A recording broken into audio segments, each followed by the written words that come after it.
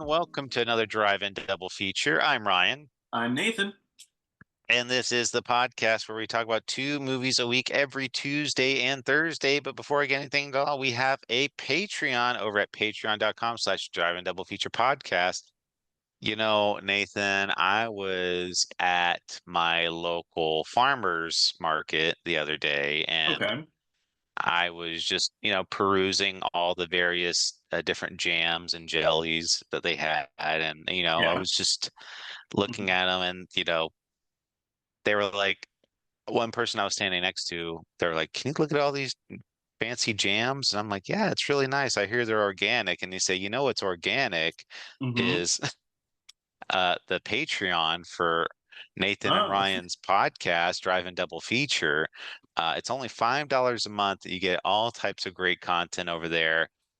You get games, fun conversations, just a really organic sounding types of conversations happening over there. Oh yeah. And I said, "Oh, it sounds like a great time." They said, "Yeah, I really wish that Nathan and Ryan knew how much we love their podcast." And I said, I think they know." Did you get his name at all? Well, no, I didn't. They didn't say. They wanted Um, to be an anonymous fan. I wanted to tell them they were epic. Well, you are an anonymous fan. Speaking of anonymous, getting into this week's episode. Well, today, Nathan, we're going to be talking about 1996's Gamera 2 Attack of the Legion. Now, this one is a direct sequel of Gamera, the last one, and it takes place a year after the Gauss destruction of town. Basically, just the Defense Force, they're kind of rebuilding parts of Tokyo and they're kind of monitoring what's out there in outer space. And one of the things that happens is there's a giant meteor that crashes into Earth, and there's these like little pod aliens that kind of secrete themselves into the subway system of New York City or New York City, New Tokyo. It's like the same thing. Yeah. But yes, yeah. So that's where we get the name Legion from. Is it's like a legion of bug monsters kind of deal. Not from Anonymous. We are Legion. None of that. That's all I could think No, of while watching this video or watching this movie for whatever reason. Anytime they said Legion, it's like, I was thinking of the movie Legion with Paul Bettany. oh well, who doesn't? That came first, and then after. I mean, I always remember. I forgot Paul Bettany. I Yeah, think I he saw was. that in the theater. That's gone from my brain though. Yeah. Hmm. Uh, this one though, I mean, it was a good time, I thought. I mean, I'll be honest, I didn't like it as much as I did the last one, but yeah, it was still entertaining enough. It's definitely these movies are not sparing any expenses at all for these movies. I mean, for No, 1996, I mean, some of the special effects are a little iffy because there are some CGI effects in there that doesn't look great. and this one kind of doubles up on the CG versus the last one. I noticed it's a Yeah. lot more. I do want to say you said that you liked the last one better, and I actually agree. I'm glad you agree. But I was looking. Most people think this is the best one of the new bunch here. At least that's what I saw, and I'm a little surprised by that. I think the first one's a bit better.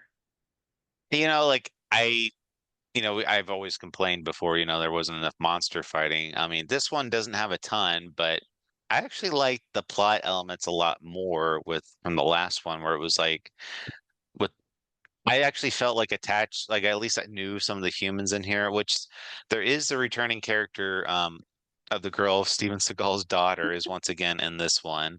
As she'll And forever be sh known. Yeah, she's still here. She still has an emotional link to Gamera. Hmm. But it's not really played in as heavily as it was in the last one. Well, yeah, I don't I feel like. I was almost thinking that she wasn't going to show up in this movie. She doesn't show up till I think 50 minutes into the movie, like really Yeah, deep into it. and that's the other problem too. Like, I just didn't really care about the characters that much in this one. I was just like, I don't even remember what they were trying to accomplish other than like they were just reacting to a lot of the elements in this movie. And then there was this one woman who was a big advocate for Gamera, but there, people were like, well, we're still not really sure about Gamera if he's gonna be a good guy or not. I'm like, he literally killed Gauss for you, And everyone was like, he'll be back to save us. and now they're questioning once again if Gamera really is here to cause destruction or not. They have to get all as much action out of it as they can. Yeah, I agree. I think like the cast just isn't as memorable. Something about Steven Seagal's daughter from the first one, she just worked. I felt like her character, the way she played it, it was someone easy to connect to, and I felt like she had a character. And when she shows up in this movie, I think the plot goes up a lot. But yeah, Yeah, the scientist lady who's kind of like the star of this movie, she's she's okay. I mean, like, but he's all just right. no real character there. Um, One thing I want to kind of pivot to is just the look of this movie. And Hmm. I don't know if you noticed this or felt this way at all.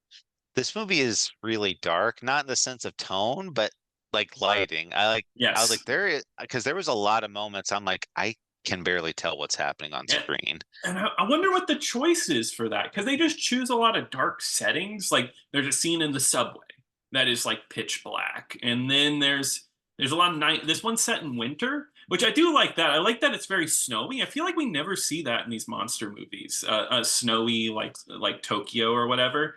But yeah, it's just a lot of dark skies, and I agree. A lot of the action scenes are a bit obscured.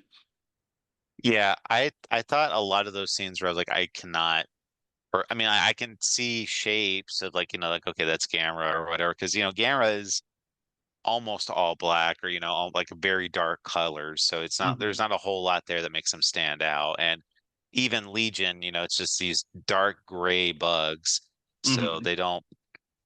I don't know. I just was like, there's a lot of times that I was just like, it's kind of dark in this movie. I really would like some additional lighting here, Yeah. but or You know, I'm thinking about it now. I also think the monster doesn't help. I like the idea of a bug monster that can be broken up and crawl on Gamera, all of them, but it's not crazy. I feel like what makes a Gamera movie so special, and I know Gauss isn't that crazy, but he's iconic. But I think what makes him so special is that the monsters are a little he's a wacky. vampire.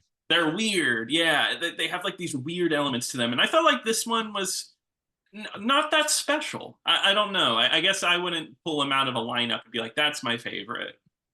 No, I thought the same too. I was like, that doesn't really. I mean, I guess the gimmick for this one is that they're all part of one hive mind, and it's Yes, just yeah. basically like they're going and teaming. Like they have the queen of the Legion, and that's the main big kaiju from this one, and it does pose a threat to Gamera because Gamera does show up, and Gamera is able to kind of kill like the flower, like where the roots where some of the pods were, to like stop Mhm. additional pods from being formed. Oh yeah, we didn't mention like the subway scenes where it's just like this. It's almost like a horror movie a little bit, where like the subway workers go down there to investigate what's going on, and they just start getting killed off one by one.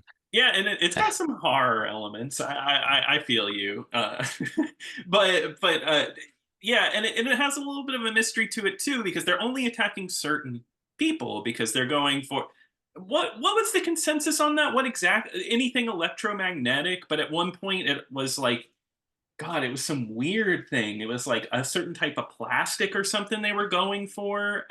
There were so many like things they posited as like this is what they want. This is what they want. This is why they're fiber optics maybe is what they were looking Y- for. I don't know. They were just eating electronic crap and they were getting people with electronic stuff. Yeah, I'm not really too sure because to be honest, it was a week ago, so I'm kind of piecing a lot of this together. But um, the uh, the other thing too is just when Gamera does show up, Gamera, like some of the other kaiju movies that we've seen before, Gamera is able to put up a fight against a lot of the smaller bugs, and he Mhm. is able to kill some, which they do later recover some of the bugs, and they're able to kind of piece together like what's wrong, like what are these things. But Mhm. when the queen does show up, she kind of makes really short work of Gamera, and Gamera is basically dead through a majority of this movie. As usual, I feel like this is just a theme at this point. Yeah, Gamera's yeah, gonna die and come back. pretty much. Yeah. How did you feel about the actual fights? Did you enjoy the fights? Uh, there weren't, in my opinion, there weren't anything special. I mean, it sounds like I'm crapping on this movie a lot, but I didn't. It's not a bad movie. No, no, I agree. I agree. There's just something missing. I think it's fun, and I think at the end of it, I was like, yeah, I had a good time. It's a fun monster movie. But I just It's not as memorable for me as the last one. Like I remember a lot of exactly. stuff. I remember a lot of stuff from the first movie, but this one I'm kind of like, wait, what happened again? Wait, so Yeah, and it just doesn't have the same charm. So it ends up being, even though good, a little bit of a disappointment. That's because at a certain point I was getting a little tired of the plot. I was a little like, okay, I get it. Let's just get Gamera in here and fight. Which of course he has that monster movie moment of bringing in a ton of energy and doing like a huge blast of energy. yeah, that's one thing they weren't able to. They never they weren't able to show us before in the last one. It's just he just pulled that out of his ass at the last minute type of thing, and it's just well, like you couldn't do that before. No, now I just realized Gamera realized in that moment that like he could Oh do it. right, Um, like I can shoot a giant beam that's like the entire mass of my body at an enemy, and Yeah, yeah, which could have easily killed so many people or so many monsters before. Um, yeah, I exactly. I like that this one plays more into Gamera being a hero to all children. They're not open about that. They don't quite say that, but there's like a scene later where Gamera's dead and it's just a bunch of kids crying. Like a bunch of children Yeah. are like, "I love Gamera," and they're all crying in the middle of the snow. Yeah, he's definitely like the previous series is that he does have a little fan club going where pe kids do Mhm. like him a lot. So Um, it's it does play into the roots a little bit of the original series. It's definitely not as silly like this one. The last one was were super campy, but oh yeah. these they're played completely straight. Yeah, yeah. There's not really any bit of humor. Like it's not tongue in cheek. It's like, okay, yeah, this is a monster movie. This is really happening. Another element I might as well throw in that I like is the use of internet in this one, because it's the mid '90s Oh and they're right. just getting internet and they're using a ton of web pages. There's a Gamera fan club page and they have a whole tab just about the girl who can speak to Gamera. Um, which do you remember this scene that I think it's so funny when like the internet is being taken away from the science center? Oh yeah. Yeah, the screen effect looked like a vacuum, like it was getting actually Uh, sucked out of the Yeah, computer. like they suck the internet out of the computer. I think that's so funny. Yeah. Like somebody just went in there like it was like a really full porta potty or whatever, and Yes, just like yeah. sucked it Yeah, all out of there with like a turn on the vacuum cleaner. flusher on the Yeah. on the Yeah, it computer. kind of looked like that. We're just being flushed down a tube, and he's just like, like, My internet. I'd be pissed yeah, if that happened to me. like if we're if like whenever we're doing one of these calls or whatever, like to just get sucked out of the screen, like, oh no. Oh, my computer's doing it again. It's sucking the zoom away. I was just gonna say like how the movie ends is just like you said, Gamera is able to he kind of looks towards the sky and like a little beam of sun rays like hits him. And Mhm. I guess he's able to absorb that, and then his chest just kind of opens up, and he just shoots out that giant beam and kills the queen that Mhm. way. And that since the queen is dead, the entire hive is dead. And Yes, yeah. there's still a little bit of like apprehension with Mhm. Gamera. There's like, oh my God, like he was able to do that. What's he gonna do to us? And Gamera's just like, okay, my job's done. I'm leaving. He's out, but they're still like they're like exactly, they can't trust him. Like that's the last line of the last one was like, oh, more hopeful, like he'll always protect us. And this one it's like, oh, I guess we can't do anything bad because Gamera will come and kill us. That was like the thinking. It was like we have to be good. We have to be good people. And, which is funny to think he's like Santa Claus in a way. Uh, He's watching you. I yeah, mean, I think I would sleep better at night knowing a camera was watching over me. I think so. Well, maybe if I was a kid, But as an adult, like I've seen it before, he will go out of his way to save a kid and maybe kill three adults to save one kid. You don't think he would save us if we were in trouble? Okay, he would. He would. Gamera is a good guy. I can say one thing. Gamera is a very consistent character. He never goes back on anything. You know who he is, and he's always likable. No, he's never gone rogue. He hasn't. No, not like Bond, like 10 times. There's not 10 Gamera movies where he goes rogue. Yeah, the agency says like we're taking away your license to stomp. Yeah. Well, okay, hold on. Wait, Gamera was bad in the first one, but he In did. the very, very first movie, yes. But that's how all monster movies are, right? They got to be bad the first time around. But even that one, he did save a child. He did save a child. You are absolutely right. So, like, maybe he was never not. He was all right the whole time. Um, he's just He like was just Dirty saving. Harry.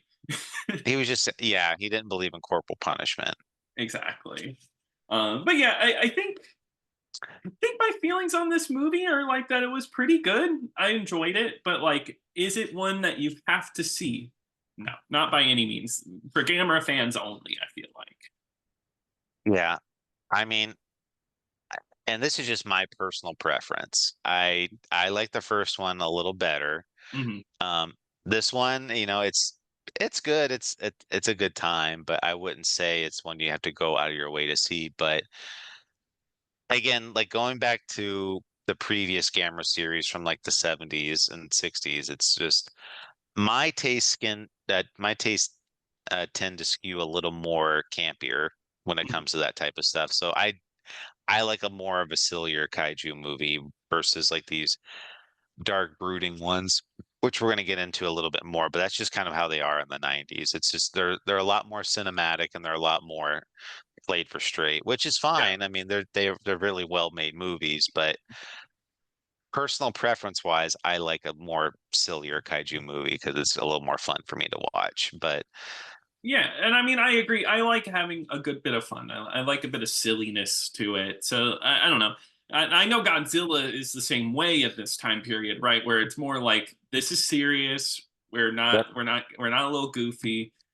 Which I think in the 2000s maybe we're started to get a little lighter, but now we're yeah, kind of in the reboot era in a way. Like, right, oh, we're doing this again, kind of deal. Which absolutely. But which can they reboot Gamera? I'm ready for another Gamera. they might, they might. But anyway, we will find out if Gamera does get a little silly in Gamera 3 in about a month, but we'll Yeah. find out next time with that. Um, so Nathan, what are we going to talk about next time? All right. Well, on Tuesday, we are going to be talking about 1947's Lured. And that one is streaming on Prime Video and Tubi. Lured? Yeah, Lured. Okay, I great. know. It's a Can't weird one to say, huh? can't wait to say that a bunch of times. Uh, and Nathan, the next one we're going to be talking about a true classic, Nathan. Mm, We're going to be I talking know that's a about good sign. the movie starring Chevy Chase, Dan Aykroyd. That's right. We're talking about Nothing But Trouble, Nathan. Really? Finally. I feel like we've been talking about this one for a while. So this one is for free on Tubi, so we will find out if that movie lives up to the hype or not. Oh, also, holy But crap. Demi Moore, what if she wins Best Actress and we cover this? that'd be Perfect. perfect timing. I Yes. hope she does win Yeah, me too. for this For movie nothing but specifically. trouble. Oh yeah.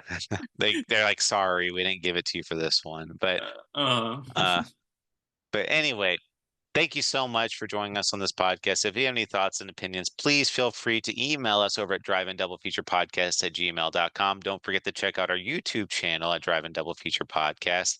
And also check out the Patreon at patreon.com/drive-in-double-feature-podcast. But until next time.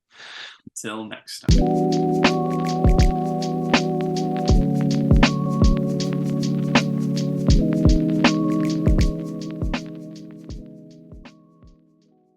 I was shopping at the Dollar Tree the other day, and I was going to buy some shampoo for $1.25, and I thought, wow, what a great deal. It's just like the deal I would get from Drive-In Double Feature Podcast.